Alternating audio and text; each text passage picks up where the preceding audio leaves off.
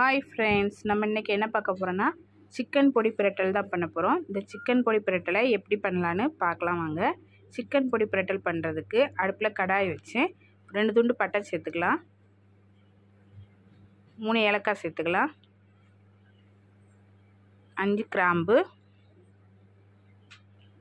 2 spoon மல்லி, 1 spoon மிளகு, 4 வரமிளகாய்.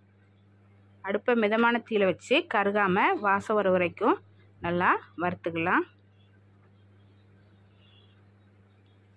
இப்போ நல்லா வறுத்தாச்சு. இப்போ அடுப்பு ஆஃப் பண்ணிவிட்டு ஆற வச்சிடலாம்.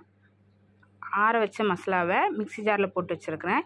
இப்போ பொடி பண்ணி எடுத்துடலாம். இது ஒரு ஓரமாக இருக்கட்டும்.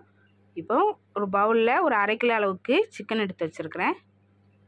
இப்போ 1 ஸ்பூன் அளவுக்கு இஞ்சி பூண்டு பேஸ்ட் சேர்த்துக்கலாம், 1 ஸ்பூன் அளவுக்கு மிளகாய்த்தூள், தேவையான அளவு உப்பு, ஒரு எலுமிச்சைப்பழத்தில் பாதி எலுமிச்சைப்பழ சாறு சேர்த்துக்கலாம், ஒரு 2 ஸ்பூன் அளவுக்கு கார்ன்ஃப்ளவர் மாவு சேர்த்துக்கலாம். எல்லாம் சேர்த்து நல்லா மிக்ஸ் பண்ணிக்கலாம். இப்போ சிக்கனை நல்லா மிக்ஸ் பண்ணியாச்சு. இப்போ அடுப்பில் கடாயை வச்சு எண்ணெய் ஊற்றிருக்கேன். எண்ணெய் சூடானதும் மிதமான தீயில வச்சுட்டு நம்ம கலந்து வச்ச சிக்கனை ஒரு பீஸாக எடுத்து எண்ணெயில் போட்டுக்கலாம்.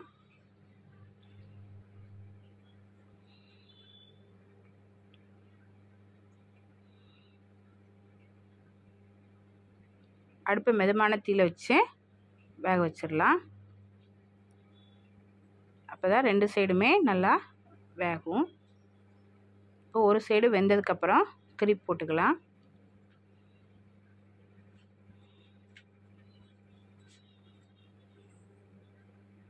ரெண்டு சைடும் நல்லா பொன்னிறமாக வெந்ததும் சிக்கனை எடுத்துடலாம்.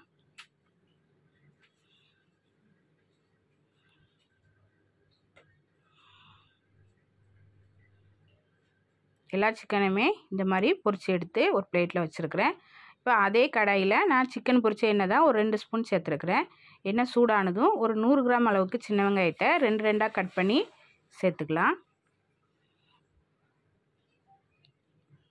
இது கூட கொஞ்சமாக கருவேப்பிலையில் சேர்த்து வெங்காயத்தை நல்லா வதக்கி விட்டுடலாம். வெங்காயம் ரொம்ப வதங்க வேண்டாம், ஓரளவுக்கு வதங்கினா மட்டும் போதும். வெங்காயம் இந்த அளவுக்கு வதங்கினதும் நம்ம பொரிச்சு வச்ச சிக்கனை சேர்த்துக்கலாம்.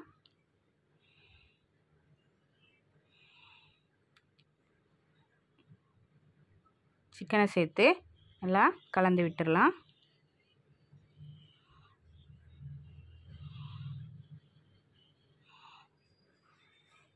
இப்போ இது கூட நம்ம பொடி பண்ணி வச்ச பொடியை சேர்த்துக்கலாம்.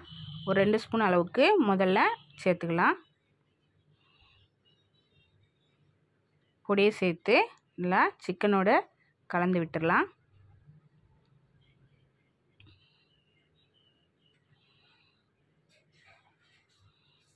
இப்போ மீதம் இருக்கிற பொடியையும் சேர்த்துடலாம்.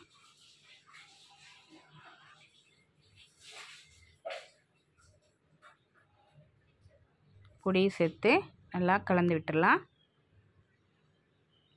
பொடியை சேர்த்து நல்லா கலந்துட்டு ஒரு 2 நிமிஷம் மிதமான தீயில வச்சு வேக வச்சிடலாம். இப்போ கடைசியாக கொஞ்சமாக மல்லி இலை சேர்த்து கலந்துட்டு இறக்கிற வேண்டியதான்.